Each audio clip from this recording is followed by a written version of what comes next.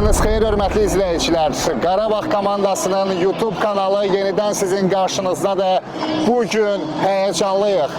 Əlbəttə ki, bu həyəcanımızın səbəbi yenə də Qarabağ komandasıdır. Çempionlar Liqasında əsas mərhələdə ikinci görüşə çıxırıq.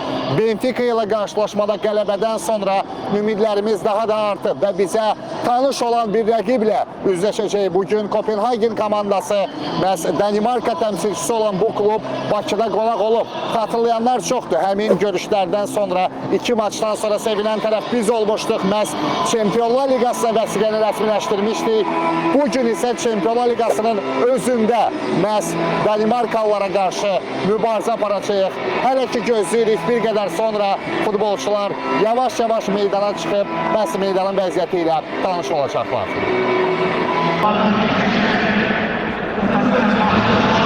Biz yenə həmin məkandayıq. Qarabağ komandasının soyunub geyinmə otağında. Xatırlayırsınızsa, play-off mərhələsində də məhz burada futbolçularımızın bir qədər sonra bura gəlib oyuna necə hazırlaşacaqları haqqında məlumat vermişdik. Yeri gəlmişkən Zubirə düşərli olsun bugün, həmçinin də komandamıza.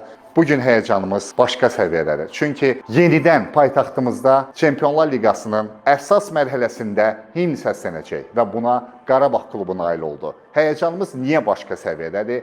Çünki bəlkə də Qarabağ komandası əsas mərhələyə vəsiqə qazananda başqa cür düşünürdü ki, bu artıq uğurdur. Amma İlk görüş Benfica üzərində qələbə sübut etdi ki, biz bugün yenidən qələbə qazana bilərik və buna layiqik. Qarabağ komandası bunu bacara bilər. Hər şey isə buradan başlayacaq. Məhz soyunub geyinmə otağında baş məşqçimiz Qurban Qurbanovun verdiyi təlimatlar, onun dediyi fikirlər, futbolçularımızı oyuna hazırlaması, verəcəyi təlimatlar çox böyük rol oynayacaq və əlbəttə ki, oyunun nəticəsinin müəyyən hissəsi, məhz faiz nisbəti ilə məhz həmin təməl burada qoyulacaq. Komandamıza uğurlar arzuluyuruq. Bir qədər sonra buradakı havanı çox istərdik ki, Qarabağ azarkeşlərdə biz də yaxından görək. Amma əsas odur ki, komanda daxilində hər şey ən yüksək səviyyədə olsun və sonda sevinən tərəf biz oluruz. Oyunun başlamasına bir saatdan bir qədər artıq vaxt qalır. Əlbəttə ki, Qarabağın bu uğuru bütün Türk dünyasında böyük əksədə doğurub və Türkiyənin ən nüfuzlu TRT telekanalı məhz bu oyuna çox böyük maraq göstərir və hazırda kadrlardan da gördüyünüz kimi məhz baş məşqçimiz Qurban Qurbanovdan müsahibə də alırlar. Əlbəttə ki, artıq Qarabağ klubunun adı nəinki bütün Türk dünyasında, bütün Avropada, dünyada futbol ictimaiyyəti arasında daha tez-tez çəkilməyə başlayıb. Bunun da səbəbi sözsüz ki, komandamızın uğurudur və bir qədər sonra biz qarşılaşmanın həyəcanı haqqında daha ətraflı məlumatları sizə təqdim edəcəyik.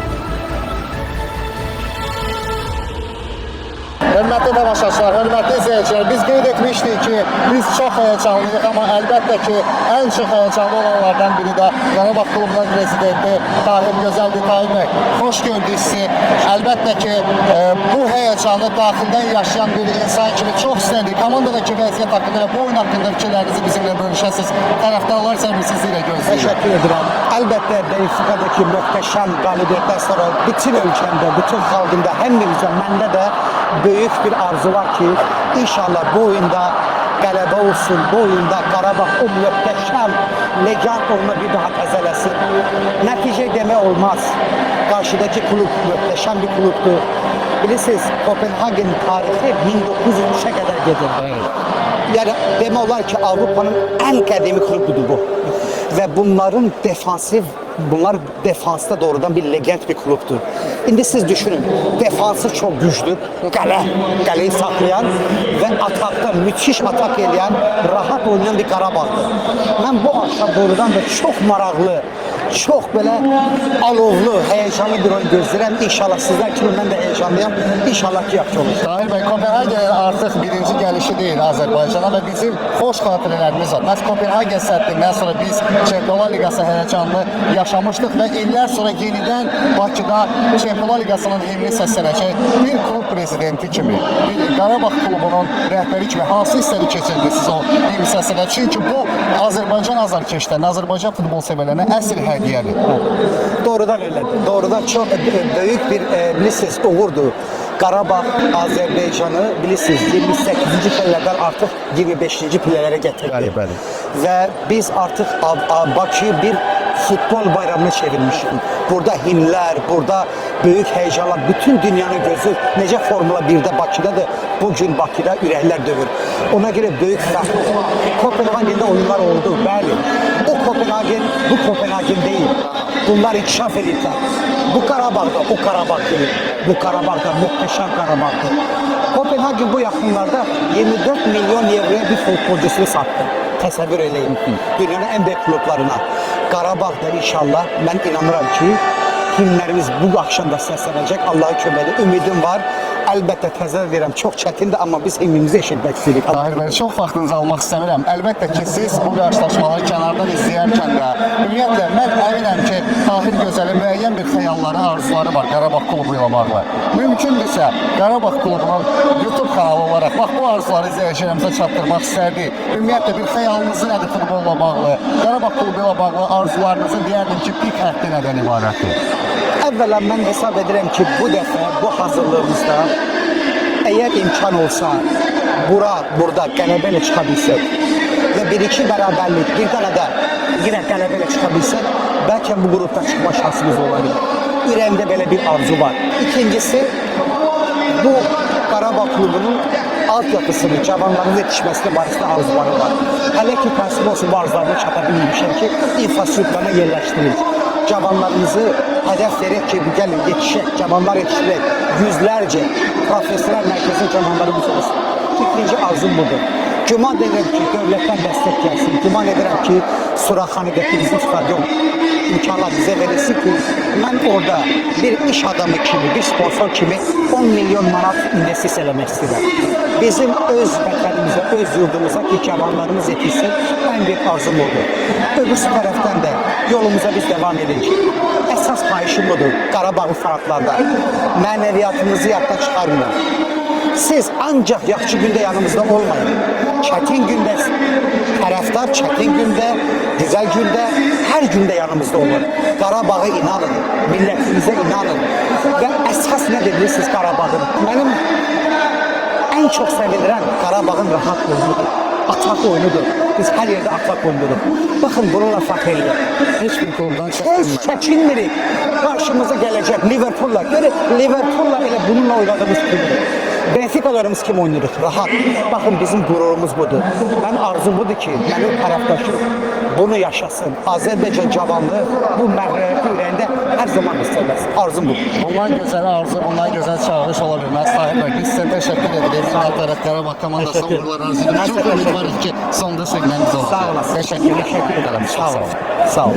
Biz qeyd etmişdik ki, Qarabağın uğrundan sonra artıq komandaya maraq kifayət qədər artıb və ən çox maraq göstərən əlbəttə ki, Türk dünyasıdır. Və hər birimizin çox sevdiyi TRT Spor komandasının, nəsə TRT Spor televiziyasının şərhçisi Erdal Hoş bugün bizim qonağımızdır. Xoş gəlmisiniz Bakıya. Sizi Azərbaycanda, Bakıda görmək çox xoşdur və əlbəttə ki, Qarabağın bu uğurları Türkiyədə də böyük əks-səda doğurub. Çox istərdik, bax, Türkiyədə Qarabağ haqqında nələr danışılır, hansı mövzulara toxunulur, bu haqda məlumat veririz. Əlbəttə ki, Erdal Hoş'un öz fikirləri bizim üçün çox maraqlıdır Qarabağ haqqında. Estağfurullah. Evvela diyeyim ki ben konuk değilim, ev sahibi sayılırım. Ben buralıyım artık. Özür dilerim. Estağfurullah. Tamamıyla doğrudur. İki, Türkiye'de Karabağ'a merak yok, sevgi var. Çok fazla sevgi var. Kişisel olarak ben bir hikayemi anlatayım mı? Buyurun, buyurun. Əlbəttə. Karabağ işgal olduğunda ben üniversitedeydim. Hiç unutmuyorum, İstanbul Üniversitesi'nde.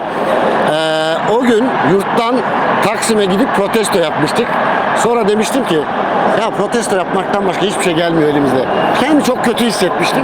Yıllar sonra Karabağ Kulübü'nün belgeselini yapmak bana nasip oldu. Allah'a çok şükrettim.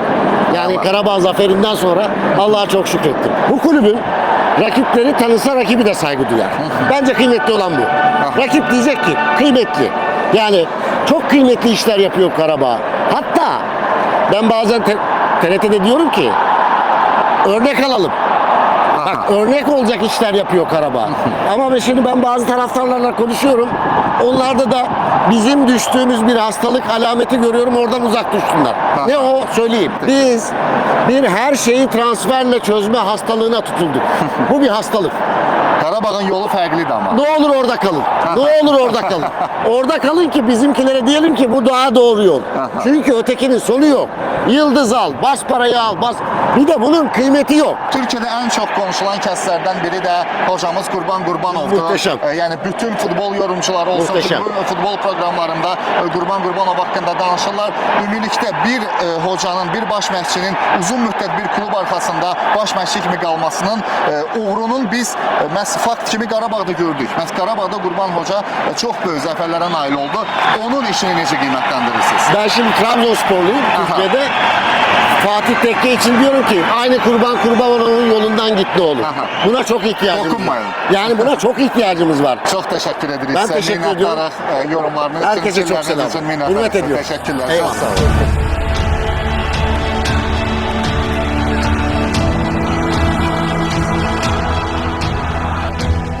Nəhayət ki, gözlədiyimiz an gəlib çatdı və Qarabağ futbolçuları artıq meydandadırlar. Onlar indi isinmə hərəkətlərini yerinə yetirirlər və gördüyünüz kimi azarkeşlərlə yavaş-yavaş öz yerlərini doldururlar. Bu günə bilet sayından danışsaq, boş yer ümumiyyətlə yoxdur. Bilet satışa çıxarılan kimi, biletlər artıq tamaşaçılara təqdim olunan kimi çox qısa bir müddətdə bütün biletlər alındı və bugün ən sadiq azarkeşlər yenə də Qarabağın yanındadılar. Rəqib heç də asan rəqib deyil. Əlbəttə ki, Kopenhagen komandası ötən vaxtlarda qarşılaşdığımız Kopenhagendən də fərqlənir. Onların da çox üstün cəhətləri var. Bircə bunu əminliklə söyləyə bilərik ki, müdafiədə mükəmməl oynayan bir komanda ilə hücumda çox fəal olan və mükəmməl oyun nümayiş etdirən, heç kimdən çəkinməyən bir komandanın mübarizəsi bizi gözləyir. Əlbəttə ki, söhbət Qarabağdan gedirdi ki, komandamıza uğurlar arzuluyuruq. Yenə də bu fikri qeyd edirik. İsinmə oyunun əsas mərhələlərindən biridir və futbolçularımıza istər isinmə hərəkətlərində, oyunun hər bir məqamında son dəqiqəyə qədər Kopenhagen ilə görüşdə uğurlar arzuluyuruq.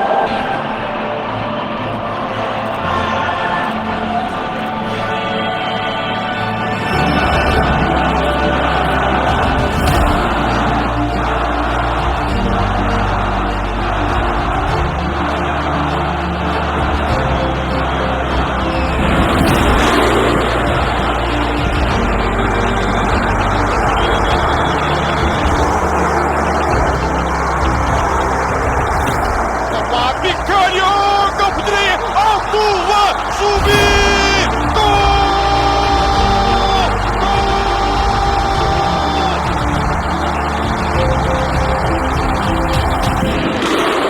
Elə məqamlar olur ki, insan danışmağa söz tapa bilmir.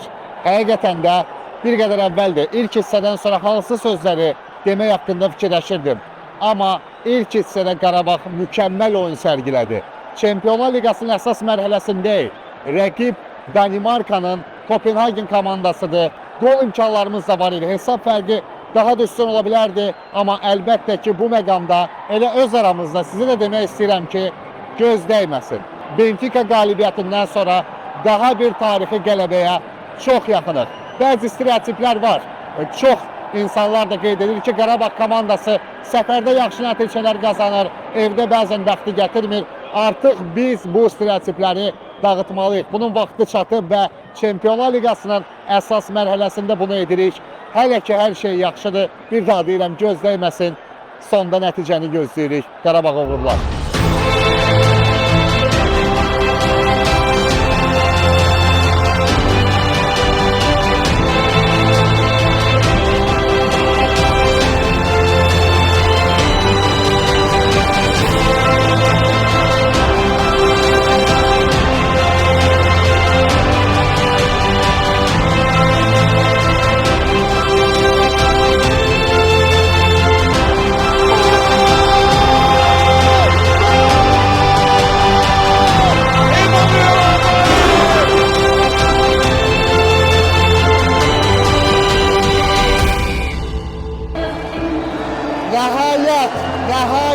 Nəhayət görüş yekunlaşdı. Nə deyəcəyimizi bilmirik. Qarabağ Çempionlar Liqasında mən operatorumuza xahiş edəcəm, yaxın olaq, qəhrəmanlara yaxın olaq. Nəfəsimiz kəsildi, amma biz yenidən qalib gəldik. Benfica qələbəsindən sonra sübut etdik ki, Qarabağ komandası yenə də öz sözünü deməyə qadirdir. Bu dəfə doğma meydanımızda qələbə qazandıq. Çox danışa bilmirik. Sadəcə sevinç hissəli ilə sizi baş-başa buraxırıq. Bu azarkeşler qələbəyə layiqdir. Bu azarkeşlər bura sevinmək üçün, qələbə üçün gəlmişlər və onlar istədiyi nail oldular. Təbriklər Qarabağ.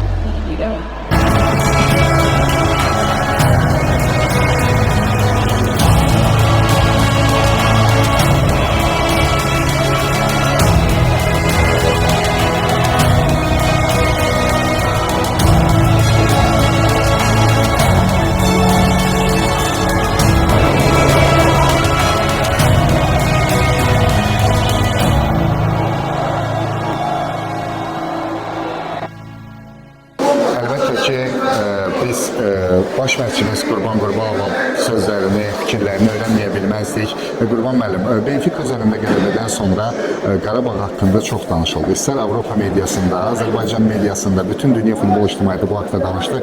Sözsüz ki, bu klub üzərində əlavə bir məsuliyyət və gərginlik də yarada bilərdi. Məhz bu məqamlarda komandanın oyuna hazırlıq prosesi, Kopenhagenə oyundan öncə düşüncələr necə idi, oyundan sonra vəziyyət nəyə dəyişdi? İstədik sadəcə fikirlərinizi öyrənək. Çünki həqiqətən də möhtəşəm bir qələbə, möhtəşəm bir tarix yaşadırsınız bizə. Çox istədik fikirlərinizi bizimlə bölüşəsiniz. Çox sağ olun.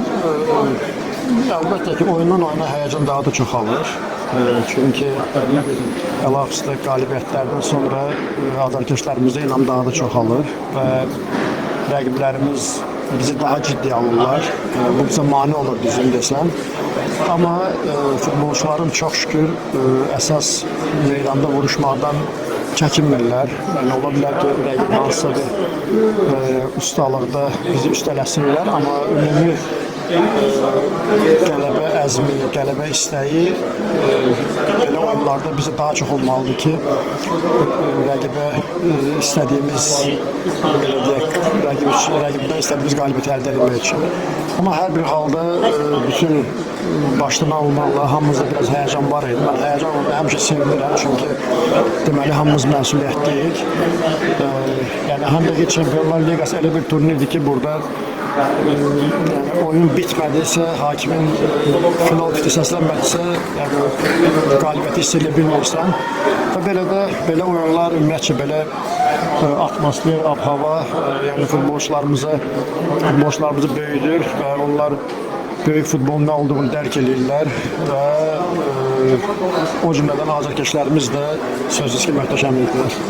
Qurban müəllim, oyundan əvvəl ən çox danışılan mövzulardan biri də Qarabağın itkisi ilə bağlıdır. Marko Yankoviçin yoxluğu düzdür. Əlbəttə ki, Qarabağda uzun illər ərzində belə məqamlar olub və bir deyərdim ki, medianın tərəfindən yanaşsaq, sistem hesabına həmin oyuncuları lazım oyunçuyla əvəzləyib, lazımi nəticəni də qazana bilib Qarabağ komandası. Bax, bu itki nə dərəcədə hazırlığa təsir etdi? Oyundan əvvəl bu itki nə dərəcədə komandanın ümumi oyuna hazırlıq prosesinə təsir edirdi? Bax, bu haqda istəyirəm fikirlərinizi bölüşəsiniz və planınız baş tutdu mu? Yəni, nə planlaşdırırsınız, onu həyata keçirə bildinizmi? Ümumiyyətcə, belə oyuncuların böyük oyunlarda faydası çox olur və həm də ki, hər bir oyuncumun zədə alması mənim işimə mane olur, təkcə oyunda yox, ümumiyyətcə məşq prosesində mənə mane olur.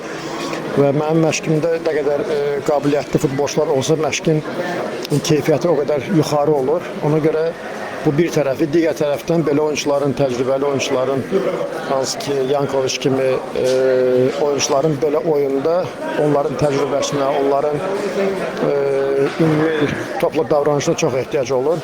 Amma buna baxmayaraq, neçə oyun idi ki, biz də KD həmin mövqedə oynatmışdıq, onu hətta biz qrup mərhələsində kimi neçə oyun oldu, KD-ni biz həmin mövqedə oynatdıq və çox da qabiliyyətlə, çox da bacardı bunu.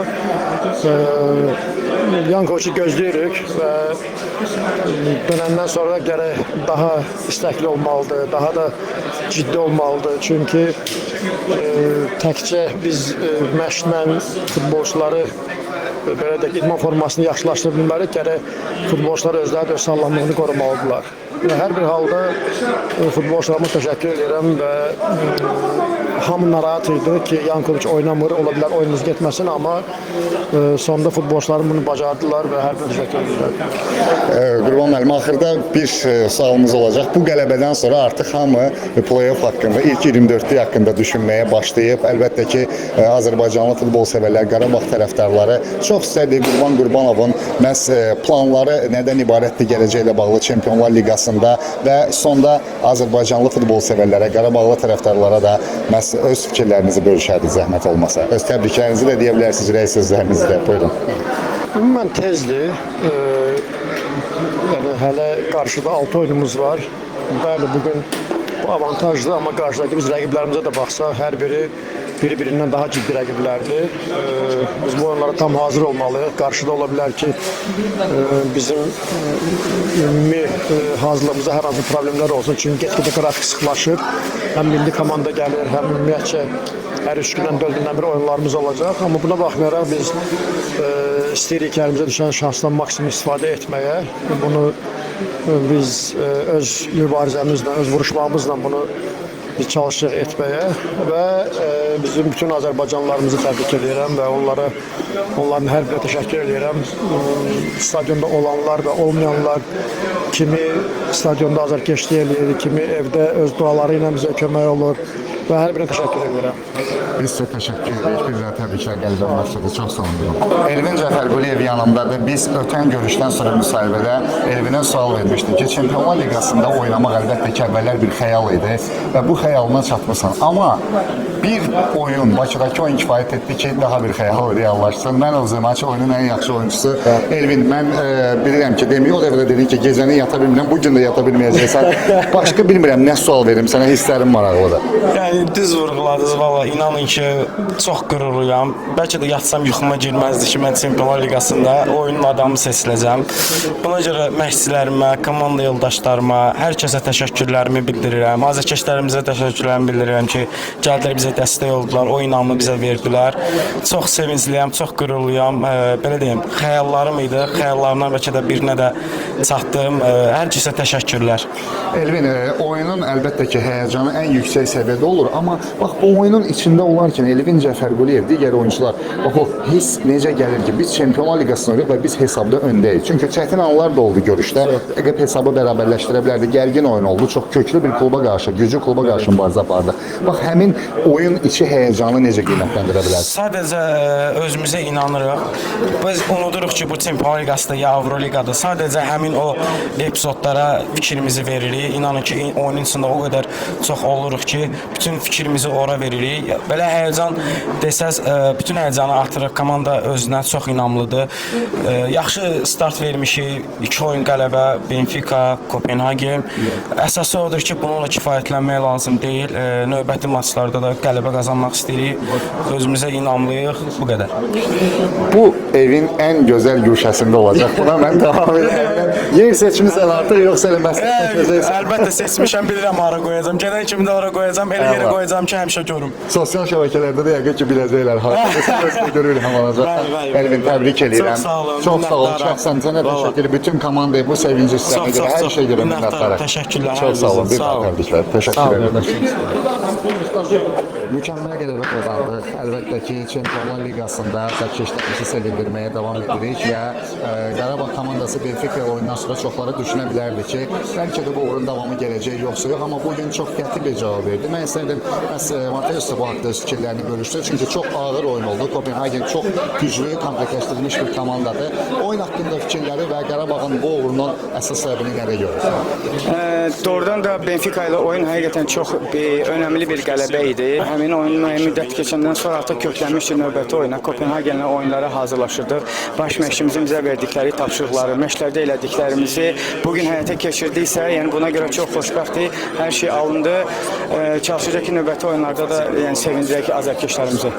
Çox maraqlıdır ki, Mateusun vətənində Qarabağı artıq tanıyırlar mı? Münasibət necədir? Klubumuz haqqında məlumat verir. Əlbəttə ki, artıq bütün Avropa, dünya futbol ictimaiyyəti Qarabağ haqqında məlumatdır, amma vətəndə necə yanaşma oldu? Bura gələndə necə yanaşırdılar transferə? Artıq indi Çempionlar Liqasında oynayan bir Mateus Silva var.